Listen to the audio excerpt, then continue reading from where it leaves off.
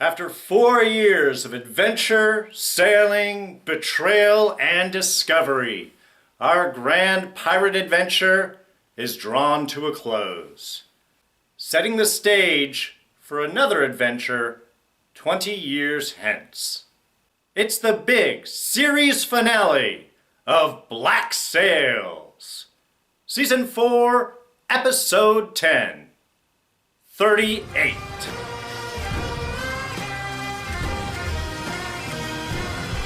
Hey everyone, D here, and welcome to our last review, of the STARZ original series, Black Sails. So of course, there's gonna be spoilers ahead.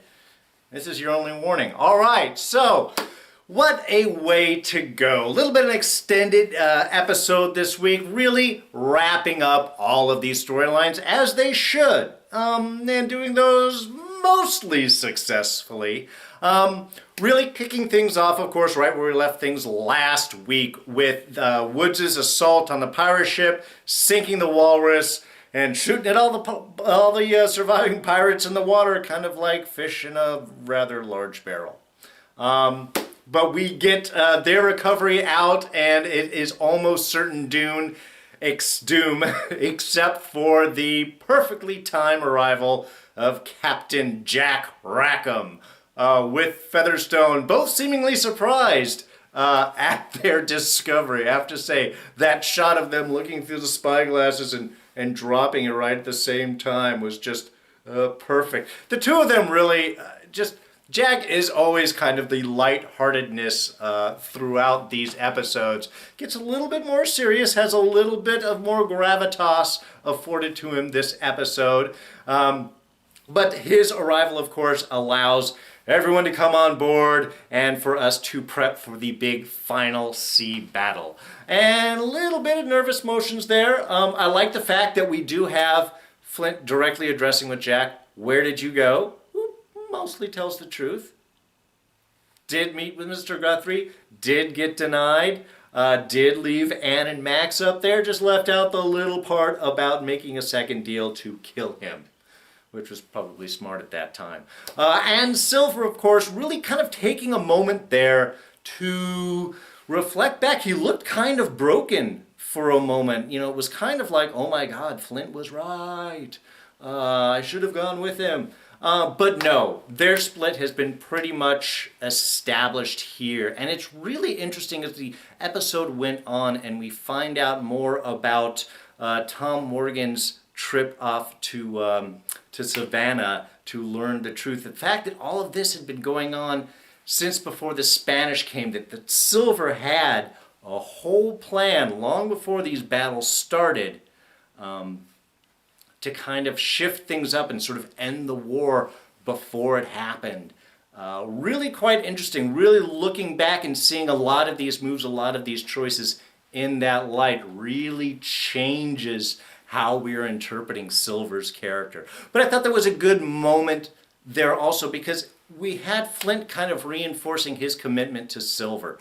While Silver does not trust Flint, and as we know has already made certain plans and decisions, here we have Flint coming back and really opening up to Silver. And I think honestly and forthright that yes, the war is important, but Maddie is also sees the importance of this war, and Flint sees the importance of Maddie. He is committed to getting her, and he is committed towards honoring his friendship with Silver. He just didn't think that Silver could see clearly. But it was nice to kind of get all of these little moments in character kind of together, kind of built up before our big finale and settling things through. So thought we had a couple of really good scenes establishing their characters and getting everyone sort of standing in their right. Jack wasn't backing down amongst these two giants of the pirate community. Silver certainly not backing down off of his commitment towards his plan. And Flint, you know, not backing down off of his commitment, but still apologizing to Silver as much as he can and really working to try and get that partnership back, which is good because you know, with that conversation at the end with Dooley a couple episodes ago, looked pretty much like he might be fine if Silver fell to the wayside. But since this was the big series finale, we could not end it without a massive pirate ship fight, and they did not disappoint. Beautiful fight sequence, beautiful orchestration and movements and counter moves. The whole fight on the sail between Billy and Flint, I thought was just beautifully done. All that fighting and the rigging and knocking things off was great. The pirates slicing the ankles of the musket men up on the on the sail front there. That means on the foresail. That was just, I mean, it was beautiful. These are all just small, tiny little moments, but just really give a feeling of character, of danger, really brings us right into it. It was visceral. We were in the middle of it. Jack stepping up and doing some good sword fighting. He is not the best sword fighter. He is certainly not performed to what he thought his abilities were going to be, but that turned around here. This was a big episode of Jack stepping up and stepping forward and into his character, into his captainhood. And I just love seeing all of those moments of him fighting back, handling the sword well, and at the very end coming up, going right afterwards, not backing down, not concerned, not fearful. Yes, he got turned around, but then we had Flint jumping back off. So anyway, all of that was beautiful. Real quick, back to that scene, the fight between Flint and Billy. When they're up on the sails, it looks like they're about to go down. Even before the cool cut through the sail and the drop down there. All I am thinking is how much this reminded me of way back in season 1. When they were up on the edge of the ship there, and Billy went down, and that's sort of what spurned Gates to betray and go after Flint, was Billy's loss here. And here we have this series kind of ending on a very similar note, where we've got Billy and Flint up against each other. Now, admittedly, in the first one, they weren't necessarily fighting. We did suspect that maybe Flint had let Billy fall down because Billy had some plans against him and all of that. And this is a much more of a direct fight. But the imagery and the feel between the two of them I thought was quite appropriate. And then, of course, as Billy once again went down into the drink, I don't know, I just kept thinking of Gates at that point. And of course we had that last little scene between Jack and Woods. So meaty and so appropriate. He just leans down and says, "Don't worry. No one's going underneath the ship this time." Since last time they were really kind of face to face, that's when Woods was seriously contemplating, in fact ready to keel haul Jack right after Blackbeard. Of course, Blackbeard's refusal to die sort of changed the feeling on all of that. But I think quite appropriate and a good reminder of how much animosity that Jack has towards Woods. But of course, as it all ends and it looks, they've got the day, they beat back Woods, they've got the ship, Flint's war is right in hand. And as things often are like that, quickly snatched right from his grip. Did appreciate that Flint noticed that something was definitely up. And that just allowed a great, again, secondary character moment between Silver and Flint. And just the whole idea of how Silver is now seeing the war, that this is in fact something that will never end. More to the point, how much that he really understood how Flint was viewing the world. Because it was the loss of Thomas that created Flint. It was James McGraw, and then it was Thomas dying, and from McGraw was birthed Flint. An instrument of rage, as Silver explains to him. That there was nothing left for him but to lash out at that which he felt wronged him. And yes, there's a legitimacy to Silver's or to Flint's war. There's legitimacy about being upset with England, and Maddie had saw that, and that was sort of where their connection was as well. And that was really telling after Maddie was saved, when she walks out on deck and stares at Flint, and just that smile comes up. She wasn't staring at Jack. who was in the background. It was Flint. And the big smile, because for her, yes, the war is on. And I think at that moment, that was where Silver made that final decision. I mean, he was already planning on things, but that sank it up. That let him know why, because he didn't want to take the risk of losing Maddie again, which makes sense because, again, the loss of Thomas is what created Flint and that rage, and Silver could see that. Silver could see in that moment where he thought Maddie was gone that that's what he would want to do too. So I mean, it was a great moment to sort of sum up their characters and see the reasons why we make this choice. But Flint, for his point, really sets up the arc that Silver is going to follow throughout Treasure Island. When he talks about that meaning, there was a chance to do something, to change things, to move something forward. And yes, you will have peace now, and you will go off on your life. But kind of reminiscent to what the old sailor was describing to Jack on the way to try and find Skeleton Island.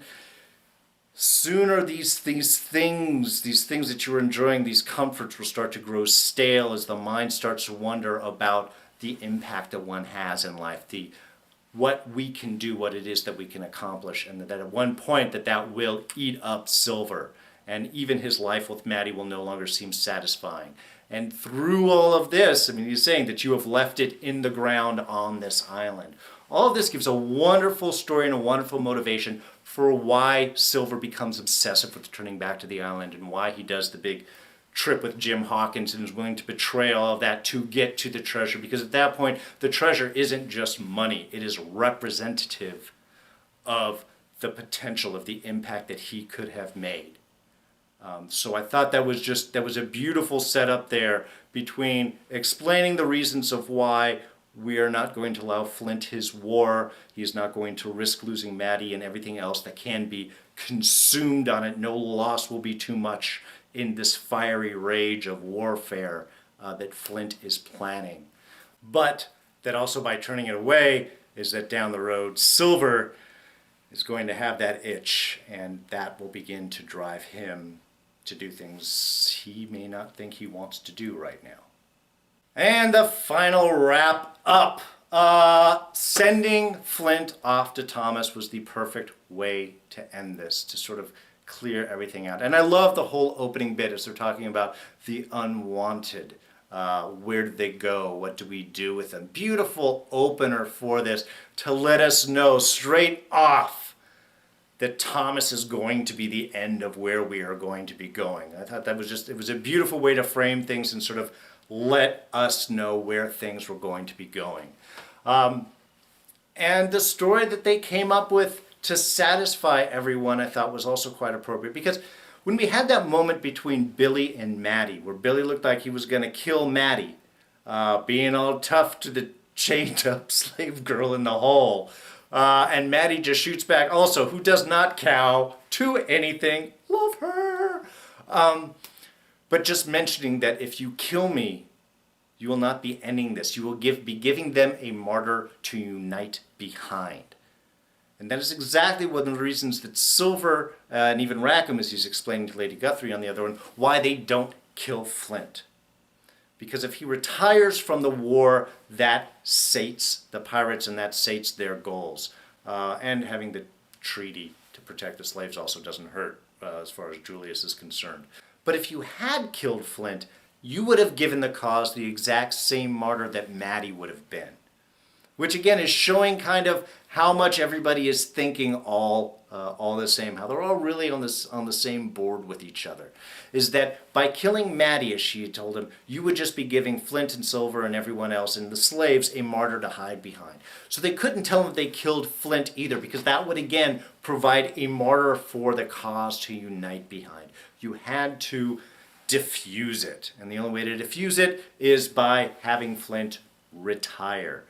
And if you're not going to kill him, which they don't want to do because they're still kind of friends, the idea, of course, is send him back off to Thomas. And I loved how Silver explained that to Maddie, how he unmade Flint, as they were approaching Savannah, how Flint's countenance changed to a point where Silver didn't recognize him because he was no longer the man that he knew. He was the man who he was. And it was just, anyway, it was just all of that storytelling, all that uniting. In some ways, it's the love that gets us to do the right thing. It was the love of Maddie that got Silver to end the war. And it was the love of Thomas which allowed Flint to give up the war. Losing that love will cause that rage. For the rage, war is the goal. Bring that love back in and the rage simply evaporates. So it was just, anyway, beautiful, just a whole beautiful sequence. Wonderful way to end things out there. And then, of course, we even had, with everyone else, Jack's last little speech there with Mrs. Guthrie. Very much in control, very much explaining everything. I love that little quiet moment with Max when he's... It was just, all of that was beautifully done. Featherstone's now the governor. That is awesome. And then we do kind of have a little hint towards Jack's ending there as well, because the lady that she was, the lady in man's clothing, not Mark Reed, that's Mary Reed, the other famous female pirate, and down the road it's with Mary, and together is where Jack will eventually see his end. But not in this show, that we end with him in the captain's seat, happy with Anne, out on the ship, out on the sea. I thought was a beautiful way to end this character. I've been really sad if they had killed him off. Yes, we know he dies. Everybody dies eventually. But for this adventure, Jack gets to live on. All right, just a couple of little things here. One, Billy seemed to be the one now marooned on Skeleton Island. That's supposed to be Ben Gunn, who becomes old Ben Gunn. But Ben was on the ship. We saw him in the middle of the battle between the pirates and the English. So Ben Gunn got off the island and Billy got on the island. So little inconsistency with the book, but 20 years from now, who knows what happens. And Flint comes back for the treasure and drops off Gunn and picks up Billy. I don't know. But that is one little kind of important change. Silver finding the cook in the bowels of the ship. I don't know, you got to think that Silver has a certain special soft spot for the cook, considering that's where who he once was. And kind of strangely will be again. Treasure Island. The book that Mrs. Hudson was reading to her kids, glad that she was finally able to get home, General History of the Pirates. A very big book written back in the 1730s, 1700s. However, main point is, big inspiration for Robert Louis Stevenson to write Treasure Island. So, kind of a nice little reference there.